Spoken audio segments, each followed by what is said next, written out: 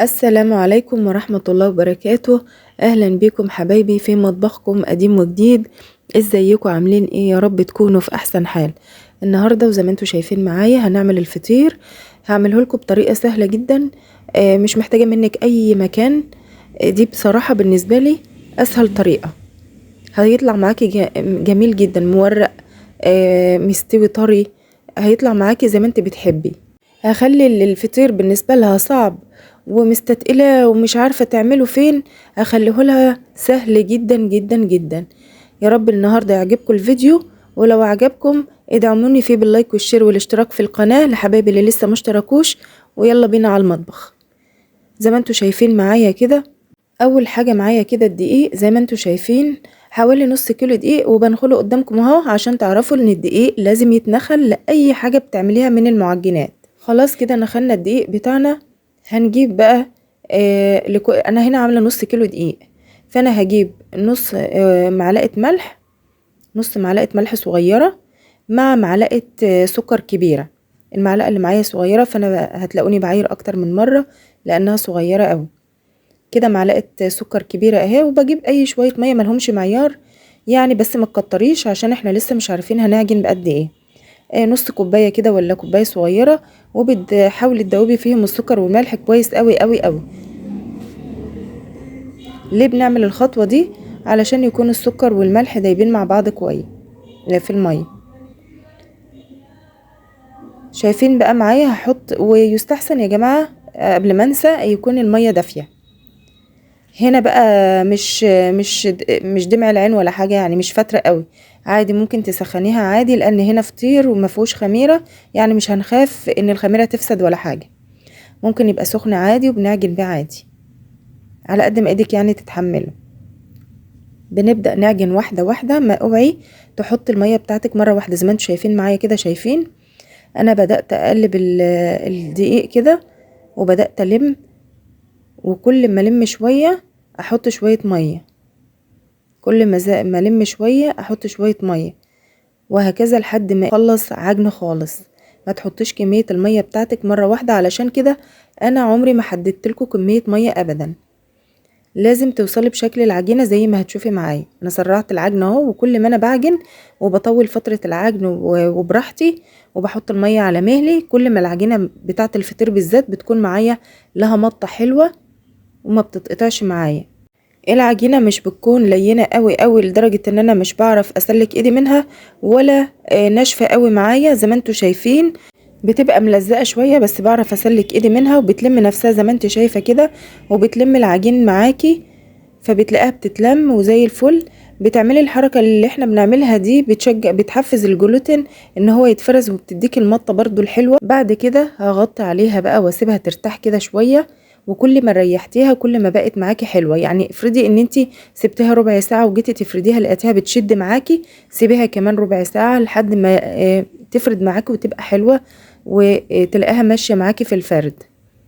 يعني ممكن تريحها نص ساعة، ممكن اكتر كمان، ممكن ساعة. في البرد اللي احنا فيه ده ممكن تريحها اكتر من نص ساعة. خلاص ريحنا العجينة، هنيجي بقى على الرخامة بتاعتنا. مش هتحتاجي اكتر من كده. الرخامة لو صغيرة خالص مش هتحتاج، ممكن تعمليها كمان في الصينية اللي انت هتعملي فيها الفطيرة. مش عايزة اي مكان. انا عندي العجينة بتاعتي قسمتها في طرتين، كل فطيرة هعملها 6 رقات. رقات يعني ايه؟ يعني الطبقات بتاعتي اللي هي ايه؟ اللي هي عبارة عن الكرات دي. كل كرة من دي هنفردها ونعملها طبقة، يبقى ده راق وراق وراق، يعني طبقات، يعني التوريقات بتاعتها. الستة هعمل منهم 5 قد بعض وواحدة كبيرة شوية. بعد ما خلصت الكرات بتاعتي كده بدهن وشها بخليط التوريق بتاعي، وهو السمنة على الزبدة. وبعد ما ارتاحوا شوية حوالي برضو نص ساعة كمان، انا استعجلت هنا عليها. ببدأ افرد فيها بقى، وببل ايدي كده زيت. والرخامة بلاش خليط التوريق اللي هي السمنة مع الزبدة، خليها لجوه الفطيرة، انما على الرخامة وفي ايدي خليها زيت.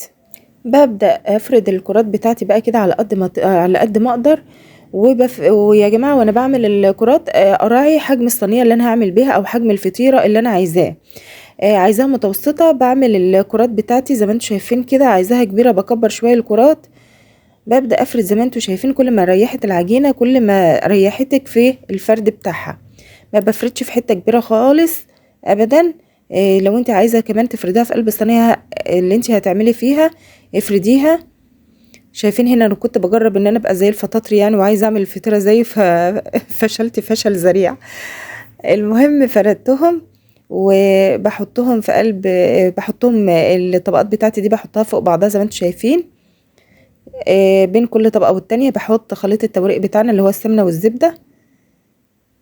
ما بسيحهمش، انا بقلبهم في بعض كده، ومن حراره ايدي بيبداوا يسيحوا مع بعض، او ممكن ادفيهم تدفيه بسيطه كده على النار. واحنا بنفرد كده هقولك على اهم حاجه بقى في الفطير، اللي زي ما احنا قلنا طريقه العجن، وكمان ليونه العجينه والترييح للعجينه. هنا جايبه حاجه افرد فيها اهو. بحط بقى كل كوره بفردها على قد ما اقدر، وبحطها على التانية، وبين كل طبقه والتانية بحط الخليط بتاعنا من السمنه والزبده اهو زي ما انتوا شايفين كده. بفرد على قد ما اقدر، ودايما تكوني عامله الكرات بتاعتك على قد الصينيه او على قد الفطيره او حجم الفطيره اللي انت عايزاه. يعني عايزاها متوسطه بتعملي الكرات على قد فردة الفطيره المتوسطه. عايزاها كبيره بتعملها اكبر شويه زي ما انتوا شايفين كده. يعني دي لسه هتتفرد معايا شويه كمان، انا مش عايزاها واسعه قوي، عايزاها كده متوسطه في الدايره بتاعتها متوسطه. اما الرقات زي ما احنا قلنا 6، يعني يعتبر صغيره برضو، مش توريق كتير يعني. بجيب بقى الطبقات بتاعتي زي ما انتوا شايفين، بحطها كلها بقى على بعضها، وببدأ امشي عليها كده بايديا واوسع على قد ما اقدر. بعد ما فردت الرقات بتاعتي كده شويه، بروح جايبه الطرف اللي قدامي ده وتانياه زي ما انتوا هتشوفوا معايا كده زي ما انتوا شايفين، وابله برضو من السمنه والزبده، والناحيه التانية اللي قصادها، وبعدين الجوانب، واعملها كرة زي ما انتوا شايفينها كده. ده كمان بيديني زياده في التوريق فوق الرقات اللي احنا عملناها كمان. اسيبها بقى تستريح بعد ما كورتها كده اهو حوالي برضو نص ساعة. وقلت لكم اهم حاجة في الفطير ان انت بتريحي العجين. في الشتاء دوت ممكن ياخد معاكي كمان اكتر من ساعة التريح ده.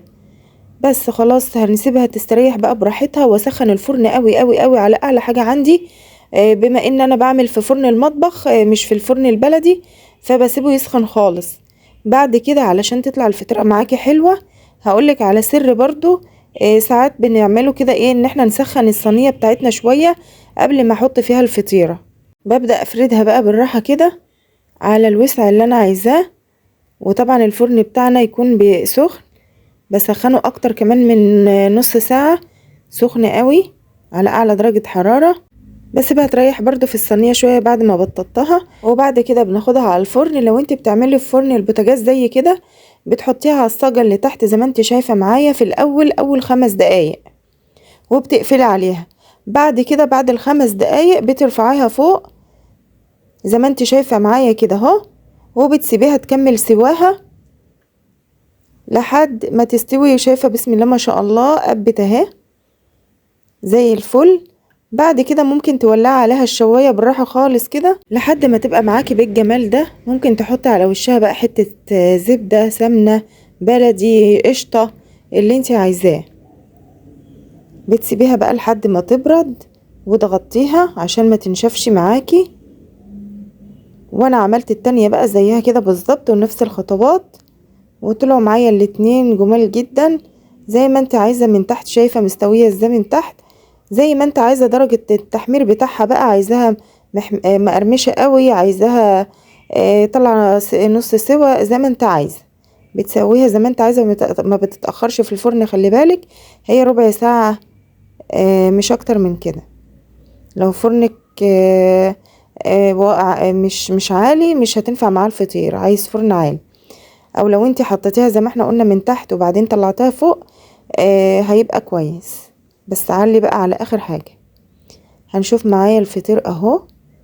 طبعا يا جماعة دي بالنسبة للفطير يعني دي ارق حاجة، يعني 5 رقات ولا 6 دول حاجة. شايفين كله مورق ازاي؟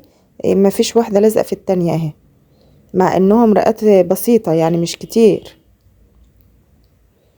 ممكن كنت اعمل بقى الفطيرتين فطيرة واحدة، كان هيبقوا مورقين اكتر من كده، وهتشوف التوريق اكتر من كده. دول ال6 رقات اهم زي ما هما. واضحين مش لازقين، كلهم جمال جدا معانا. والتانية جميلة جدا برضو. وشايفين الطراوة بقى بعد ما غطيناها وسبناها، ولادي بيحبوها محمرة ومقرمشة. عن كده كمان ممكن انشفها لهم على اخر حاجة يعني. بس هو كده علشان تشوفوها طلع زي الفل. اللون بتاعها زي الفل. الطعم مش قادرة اقول لكم، ولا الريحة مش قادرة اوصفها لكم. بجد الطريقة دي سهلة قوي، مش زي زمان خالص. وبعدين لأي حد ممكن يعملها في اي مكان، في اي مكان صدقوني. وما تنسونيش بقى زي ما انا قلتلكوا في اللايك والشير والاشتراك في القناة. واعرفوا ان انا ما بنزلش حاجة على القناة الا لما اكون متأكدة انها هجيب نتيجة حلوة معاكي. ما تنسوش بقى تدعوا لي انا والاولادي بصلاح الحال، دعوة حلوة كده من قلبكم. والسلام عليكم ورحمة الله وبركاته.